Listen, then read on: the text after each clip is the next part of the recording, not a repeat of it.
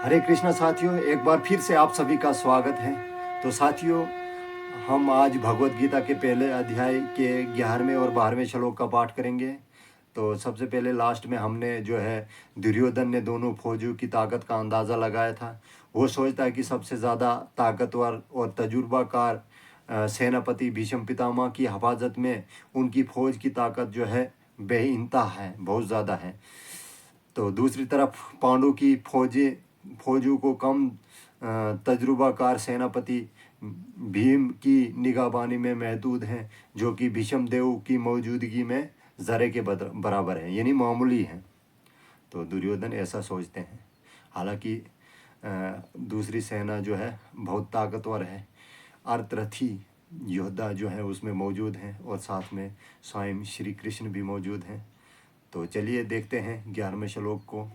आयानेषु च सर्वेषु यथा भागम अवस्थिता भीष्मम् अयो अभिरक्षन्तु भवन्ता सर्वे एव ही। तो सबसे पहले एक एक लफ्ज़ का मतलब देख लेते हैं, जान लेते हैं। आयनेशु मोर्चों में, चा भी, सर्वेशु हर जगह, यथा भागम अपनी जगह पर, अवस्थित था कायम, भीष्मम दादा भीष्म देव, आयु बेशक, अभिरक्षन्तु मदद करनी चाहिए, भवंता आप, सर्वे तमाम, एव ही बेशक। तो इसलिए तमाम मोर्चों पर अपनी अपनी जगह खड़े रहते हुए आप सब लोगों को यकीनन भीष्म पितामह की जो है हिफाजत करनी चाहिए। तो भीष्म पितामह की बहादुरी की तारीफ करने के बाद दुर्योधन ने गौर किया कि कहीं दूसरे ये न सोचें कि शायद उन्हें कम अहमियत दी गई है। लिहाजा उसने अपने मामूली यानी डिप्लोमेटिक सफारती तरीके से ऊपर बयान किए गए अल्फाज के ज़रिए सूरत हाल की तरबियत देने की कोशिश की है। इसलिए जोर दिया है कि भीष्म पितामह बिला शोभा अजीम तरीन बहादुर हैं, लेकिन वो बुजुर्ग हो चुके हैं। इसलिए हर एक को तमाम तरफ से ख़ास तौर पर उनकी हिफाजत के लिए सोचना चाहिए। हो सकता है कि वो लड़ाई में मसरूफ़ हो जाए और उनकी मुकम्मल मसरूफियत का दुश्मन जो है फ़ायदा उठाए। इसलिए ये ज़रूरी है कि दूसरे बहादुर अपने फौजी दस्तों के मोर्चों को न छोड़े।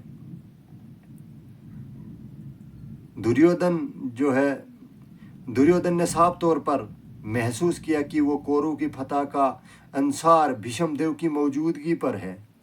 इसलिए लड़ाई में भीष्म देव और द्रोणाचार्य की भरपूर हमायत का पूरा भरोसा था, क्योंकि वो अच्छी तरह जानता था कि जब अर्जुन की बीवी यानी द्रौपदी के तमाम सेनापतियों के सामने बेलिबास किया जा रहा था और द्रौपदी ने बेबसी हालात में इंसाफ की भीख मांगी थी, तो भी वो चुप बैठे रहे। हालांकि वो जानता था कि दोनों सेनापतियों के दिलों में पांडु के लिए कुछ प्यार है। इसे उम्मीद थी कि ये सेनापति अब उसे पूरी तरह छोड़ देंगे, जैसा कि उन्होंने जुएबाजी के दौरान किया। तो साथियों, अगले श्लोक को देख लेते हैं, 12वां श्लोक। तस्य संजनयन हर्षम कुरु वृद्ध पितामह सिंहनादम व्यन्योचवा शंखदद्मोत्प्रतापवान। तो सबसे पहले एक एक लफ्ज़ का मतलब जान लेते हैं। तस्य उसका, संजनयन बढ़ाते हुए, हर्षम खुश, कुरु वृद्धा यानी कोरु खानदान के ताकतवर बुजुर्ग कौन थे? भीष्म पितामह। तो भीष्म पितामह यानी दादा। सिंहनादम रोअर ऑफ लायन, शेर की तरह गर्ज इंदिया गर्ज कर, उच्चेवा निहायत ही बुलंद आवाज में, उच्चेवा, शंखम शंख, दद्मो बजाया, प्रतापवान यानी ताकतवर, बहुत ज़्यादा ताकतवर, तर्जुमा देख लेते हैं। फिर कौरव खानदान के अजीम ताकतवर बुजुर्ग भीष्म पितामह ने दुर्योधन को खुश करते हुए शेर की तरह गरजद आवाज में अपना शंख बजाया। कौरव खानदान के मोहतरम बुजुर्ग अपने पोते दुर्योधन की दिल की बात को जान गए, क्योंकि बुजुर्गों के पास उतना एक्सपीरियंस होता है। वो जान गए थे दुर्योधन के दिल में क्या चल रहा है।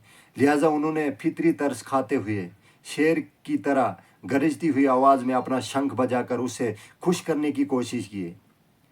बालावस्था शंख के इशारे से उन्होंने अपने मायूस पोते दुर्योधन को बताया कि वो लड़ाई में उसकी फतह का कोई इम्कान नहीं है, क्योंकि परमेश्वर यानी भगवान श्री कृष्ण दूसरी तरफ हैं, लेकिन फिर भी वो लड़ना उनका फर्ज था और इसलिए वो जान पर भी खेल जाएंगे। तो साथियों, आज के लिए इतना ही। मिलते हैं नए श्लोक लेकर, तो तब तक के लिए अनुमति चाहते हैं।